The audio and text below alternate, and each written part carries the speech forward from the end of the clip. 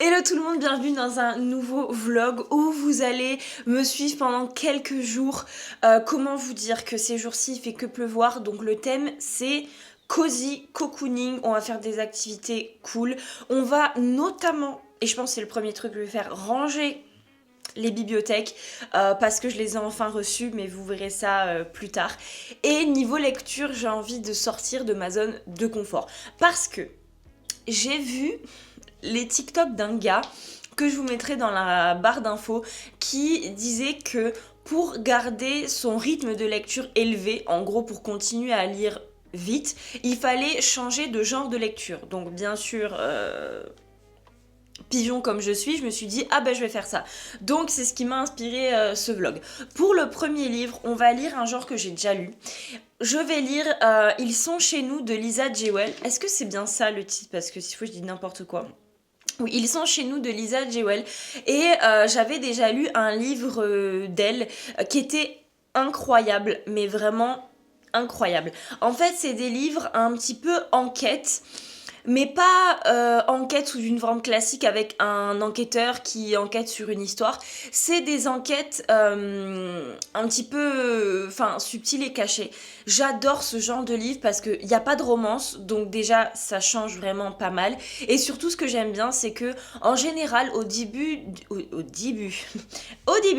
du livre, on a 3 histoires en parallèle qui au fur et à mesure du livre vont se lier. Et j'adore parce que c'est vraiment le genre de livre qu'il faut lire presque en une journée si possible, parce que si on s'arrête, on oublie un petit peu des informations. Et c'est le genre de livre qui s'enchaîne super vite et c'est le genre parfait si vous avez des pannes de lecture, parce que c'est impossible de ne pas être pris dans l'engrenage de ce genre de livre. Alors, je vais vous lire le résumé de Ils sont chez nous. Mais il a l'air vraiment trop cool. 3 cadavres et un bébé abandonné. C'est la macabre découverte que fait la police dans une demeure de Chelsea. Faute de preuves, on privilégie la piste d'un suicide collectif et l'affaire est classée. Pourtant, avant l'arrivée des autres, la famille Lamb coulait des jours heureux. Mais il est des invités qui ont tendance à s'éterniser et certains ne repartent jamais.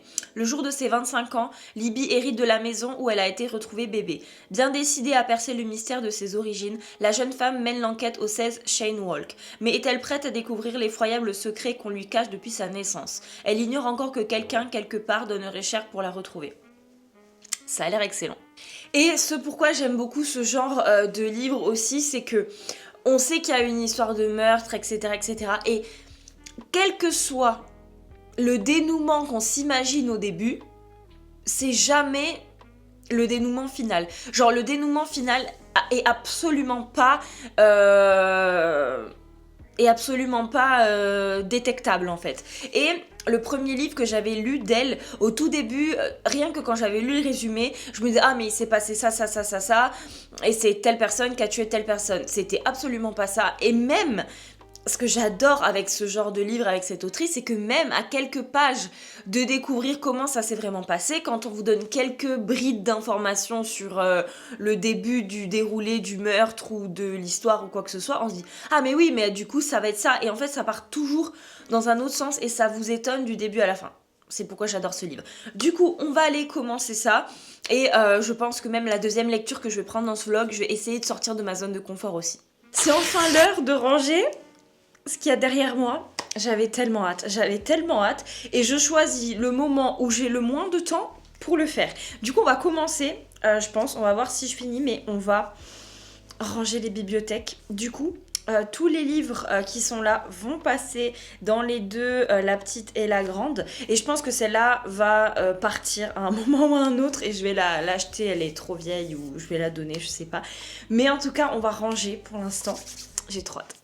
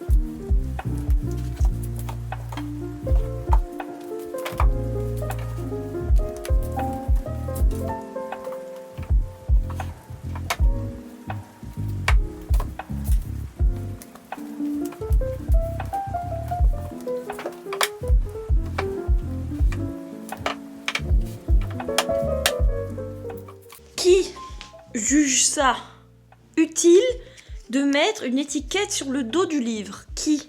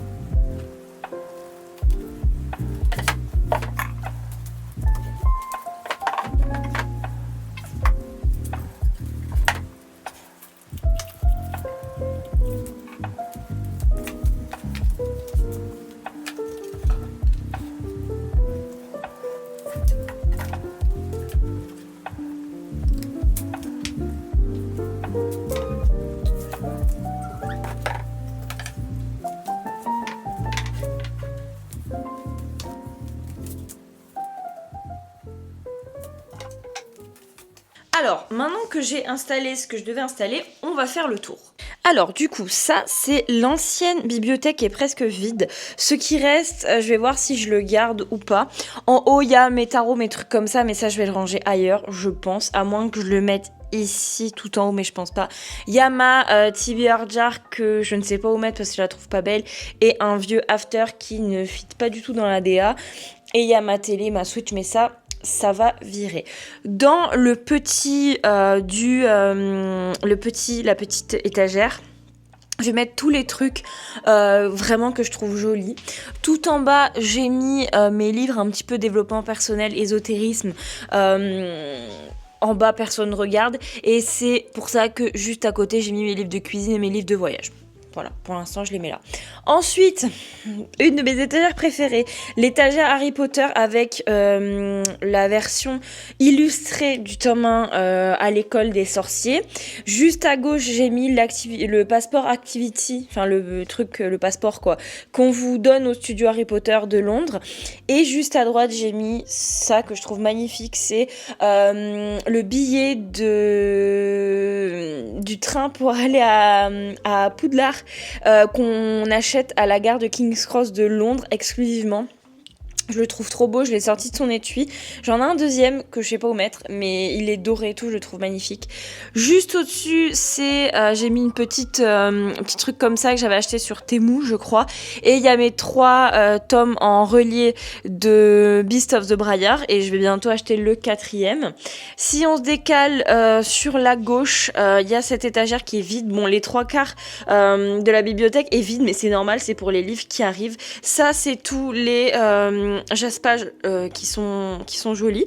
Et juste en dessous, c'est les livres un petit peu plus classiques. Je pense que plus tard, je séparerai les hardcovers des couvertures souples, mais pour l'instant, je les ai mis tous au même endroit. Pour l'instant, c'est pas optimal vu qu'il n'y a pas énormément de livres, mais ça va faire très joli. Et ici, dans la petite partie là, j'ai mis mes poches. Donc voilà, on a enfin rangé cette bibliothèque. On l'a enfin rangé. On est le lendemain, c'est mon jour de repos, je me suis fait un café, il est plus ou moins 13h30 et j'ai 2 heures de lecture, après j'ai un rendez-vous mais après je reviens. Littéralement, il fait un temps pourri. Tout est fermé parce qu'il pleut depuis 5 jours. Et il va pleuvoir encore pendant longtemps.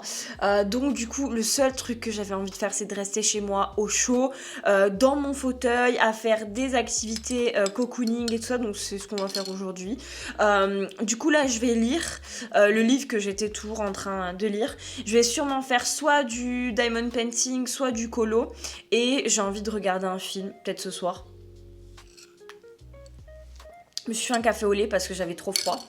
Et je vais m'installer pour lire. Honnêtement, si vous saviez à quel point j'ai la flemme de ressortir, sincèrement, je devais aller au resto ce soir, je crois que je vais même pas y aller tellement j'ai froid et que j'ai envie de rester ici. Hier, j'ai commencé à lire du coup Ils sont chez nous de Lisa Jewell, bien sûr.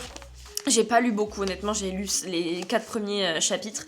Et là, je l'ai mis sur ma liseuse en fait pour le lire dans mon fauteuil parce que c'est écrit tout petit et j'ai la flemme de tenir le livre. Sur la liseuse, ça va être 20 fois mieux parce que je vais pouvoir m'allonger, mettre la liseuse où je veux, mettre des caractères aussi grands que je veux. Parce que c'est vrai que passer des gros caractères de la liseuse, moi je les mets à fond la caisse, super gros. À ça, c'est un peu compliqué.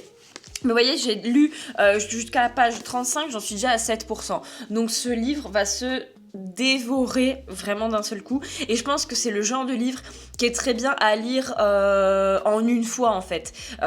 Comme on dit, un one sitting, c'est-à-dire vous asseyez, vous torchez le livre et c'est tout. Parce qu'en fait, il y a tellement de mystères, c'est tellement entraînant que... je pense que c'est compliqué de le lâcher en fait. Donc je vais faire ça, je vais boire mon café, je vais lire et je vous reviens après.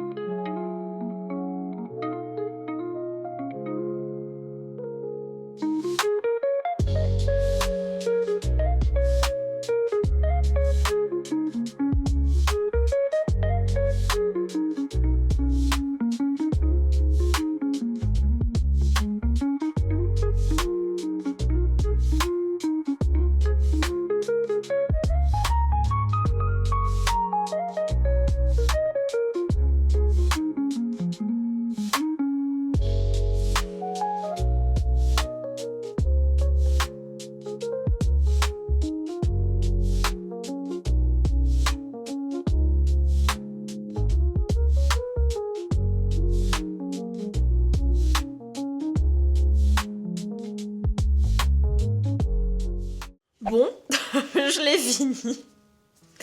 Je l'ai fini en presque une journée. En vrai, ce que j'avais lu hier, c'était clairement 5 chapitres, même pas 4 chapitres. Donc en vrai, c'était peanut. Mais je l'ai fini. Je l'ai fini en une journée. Et littéralement, c'est le genre de livre parfait pour finir en une journée, une session lecture, mais plus globalement en une journée, parce qu'en fait, tout s'enchaîne tellement vite que en fait si on coupe, je pense que ça coupe l'information parce que c'est un genre de livre d'enquête où il y a énormément d'informations qui s'enchaînent et j'ai peur que si en fait on coupe la lecture au milieu, ben en fait on oublie, si on y revient le lendemain, par exemple ce qui s'est passé avant. Donc j'ai vraiment aimé le lire en presque une fois et honnêtement c'est court, ça fait 350 et quelques pages mais ça se fait super vite. Donc, enfin, littéralement ça se fait quoi. Vous prenez un jour où vous êtes en repos, vous n'avez pas grand chose à faire, ça se fait. Ce que j'aime vraiment énormément, c'est qu'en fait on suit plus ou moins 3 ou 4 histoires parallèles à des timelapses différents. Il y en a qui se passent actuellement, au moment où est racontée l'histoire, et il y en a, c'est des bonds dans le passé.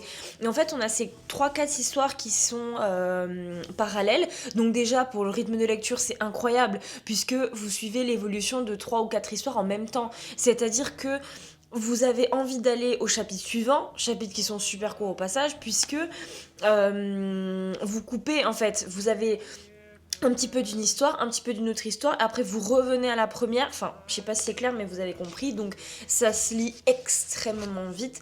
Et en fait ce que j'aime énormément dans ces livres là, c'est que c'est 3 histoires qui ont un mini lien entre elles, enfin on voit le lien entre les personnages, mais on se demande comment l'autrice va arriver à faire en sorte que ces personnages se rencontrent et ce qui va un petit peu démêler la pelote de laine en fait, parce que c'est tout le but de ce genre de livre, comprendre qu'est-ce qui s'est passé vraiment, etc.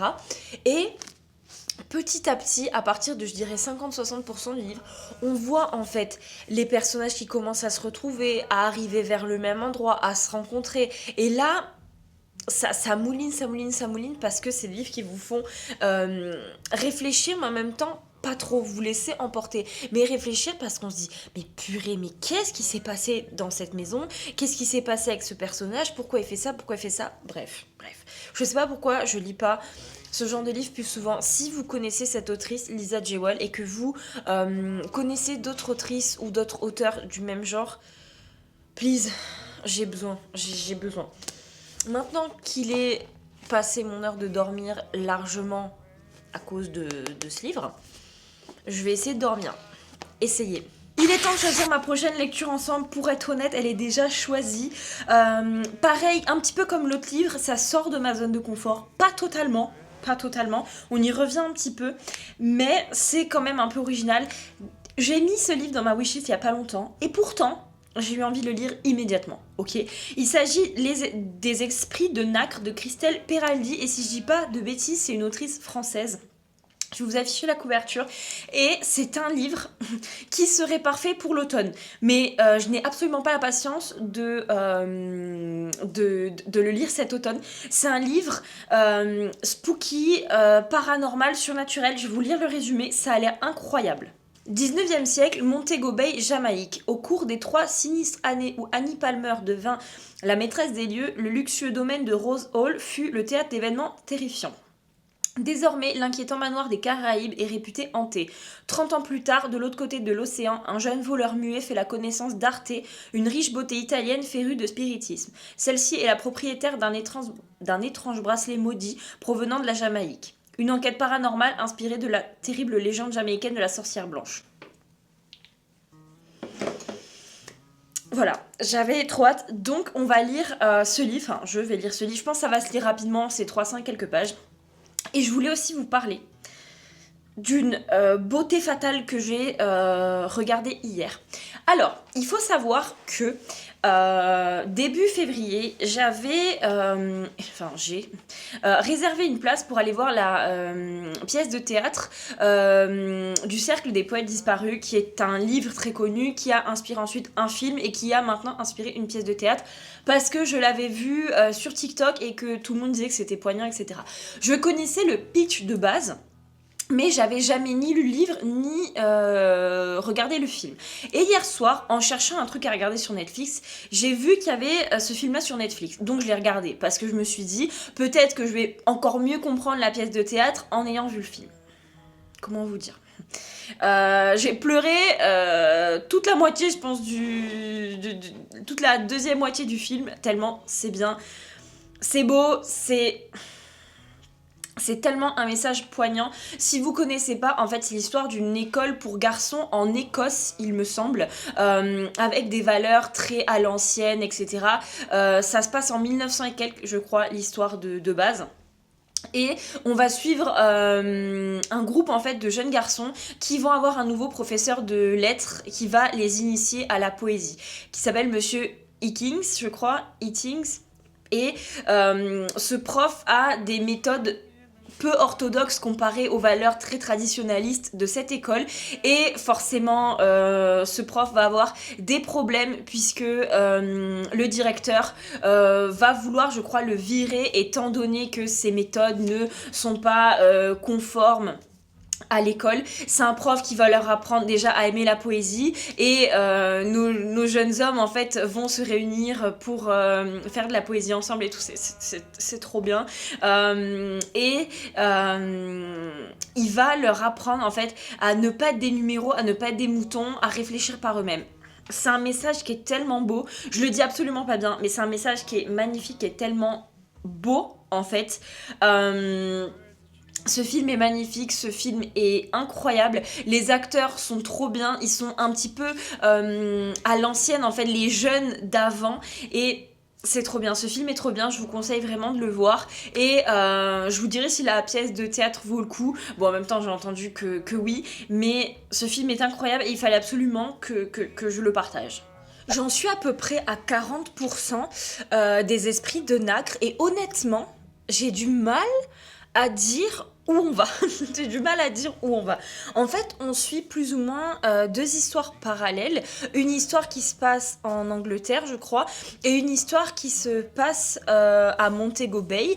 Et en fait, c'est autour à Londres. On va en fait suivre un voleur qui a volé un bracelet à une riche femme.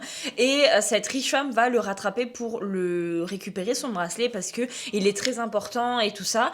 Et on va découvrir qu'ils arrivent à communiquer avec les esprits à travers ce bracelet. Et en parallèle, je sais pas si c'est la même période temporelle, mais en parallèle, on est à Montego Bay dans une demeure d'une riche jeune fille qui vient de se marier. Et en fait, apparemment, cette jeune fille sera accusée de sorcellerie via sa mère. Enfin, sa mère est accusée de sorcellerie.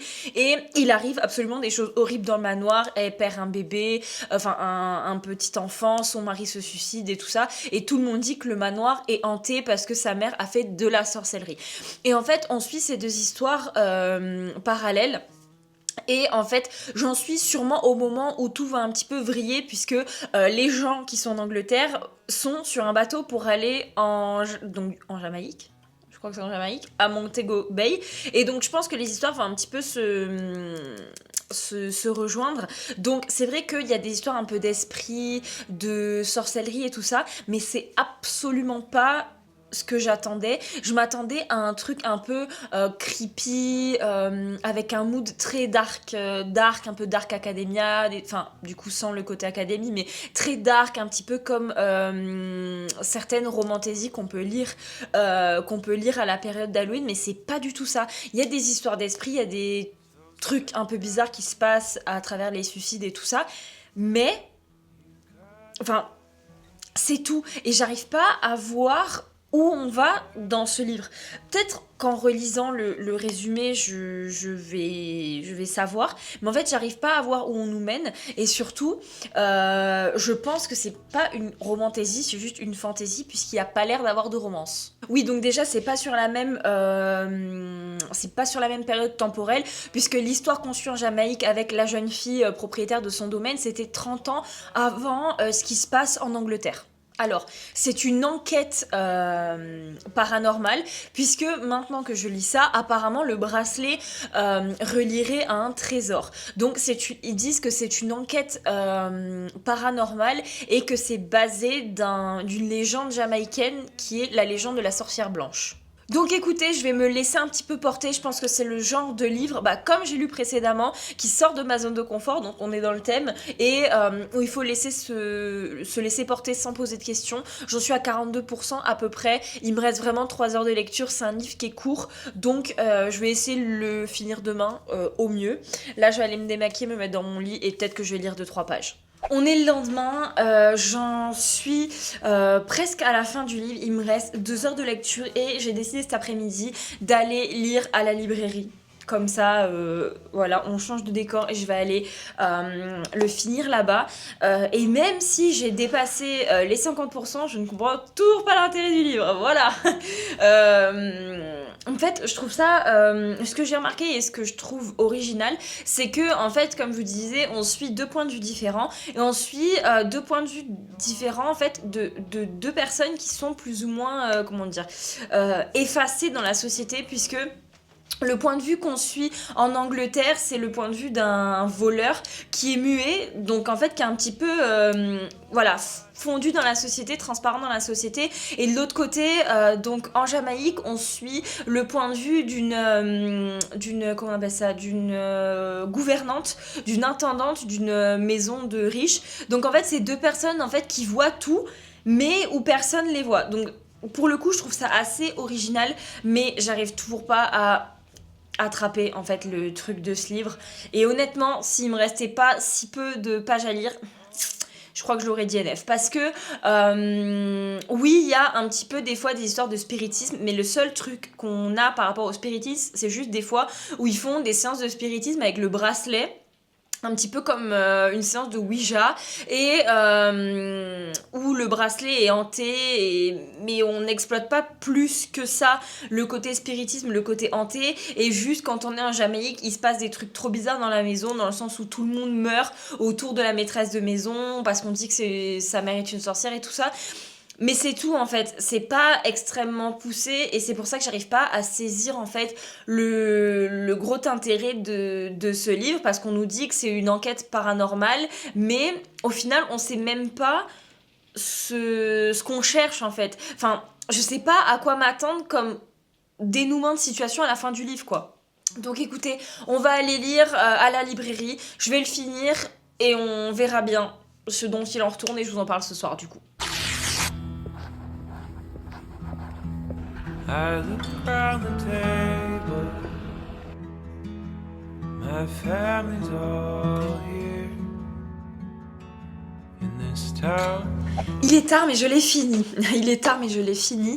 J'ai fini Les Esprits de Nacre et honnêtement, autant pour le livre précédent, je vous disais que sortir de sa zone de confort, c'était super parce que ça relançait un petit peu le boost de la lecture plutôt que de rester tout le temps dans le même genre de lecture, etc. Mais pour celui-là, je vous avoue que j'aurais pu m'abstenir. J'aurais pu m'abstenir parce que sincèrement, j'ai pas aimé. Et je me suis accrochée pour pas le DNF parce que j'ai déjà DNF un livre ce mois-ci et je voulais pas en fait que sur toutes mes lectures du mois il y ait 2 DNF, mais honnêtement je pense que j'aurais perdu moins de temps. J'avais essayé de regarder des avis sur ce livre où certaines personnes disaient que à la fin il y avait un retournement de situation, que finalement le méchant n'était pas celui qu'on croit, etc., etc. Alors oui, mais pour autant est-ce que j'ai aimé le livre ? Non. Je pense que sincèrement ça va être un 2 étoiles et demie sur 5. Enfin, je ne le lisais pas par envie, je le lisais juste histoire de le finir et de passer à autre chose. Pourtant, le résumé était méga prometteur avec les histoires de spiritisme, un petit peu 2 histoires parallèles qui se rencontrent en fait après. Enfin, c'était très très prometteur, mais j'ai pas aimé. Enfin, ça n'a pas été bien fait selon moi. Pourtant, quand j'avais vu les tropes et tout ça, ça me boostait de fou. Un manoir un petit peu abandonné, machin. C'était prometteur sur le papier, mais ça l'a été que sur le papier.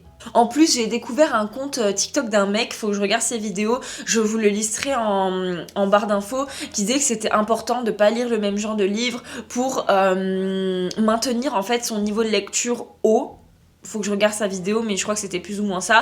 Bah écoutez, je pense que là on va retourner à de la bonne vieille romantaisie de base, parce que je suis trop sortie de ma zone de confort. Là, faut qu'on y retourne vite. Donc, on va relire de la romantaisie. Je vais arrêter ce vlog-là, mais je vais relire de la romantaisie, soyez-en sûrs, parce que ça m'a pas réconcilié là avec le fait de changer de genre. Autant celui d'avant, oui, autant celui-là, non. Et même quand, en fait, limite, si on me demandait quel genre est ce livre, je pourrais même pas le répondre. C'est pas une romance du tout, mais oui, c'est un petit peu du mystère, une enquête, et encore c'est pas vraiment vécu comme une enquête. Et c'est ça je pense qui m'a vraiment perturbée, c'est que ce livre n'a pas de genre. Je saurais pas vous dire en fait d'où il vient, enfin je saurais pas vraiment le catégoriser, c'est ça qui me perturbe, parce que pour moi, quand on lit un certain genre de livre, on sait à quoi s'attendre. Par exemple, dans de la romantaisie, on s'attend à ce que la romance avance et ce que la quête des personnages avance. Dans une romance, on attend l'histoire d'amour à la fin de la romance. Dans une enquête policière, on attend la résolution de l'enquête, etc., etc. Selon le genre, on sait à quoi s'attendre comme but du livre. Et là, vu que je ne saurais pas vraiment le classer dans quel genre, ben en fait, j'ai l'impression que c'est un livre sans but. Sur ces bonnes paroles, pas très positif j'avoue, mais sur ces bonnes paroles, je vais vous laisser pour ce vlog. On se retrouve dimanche prochain avec une nouvelle vidéo sur mes lectures du mois, et jusqu'à la prochaine, bye.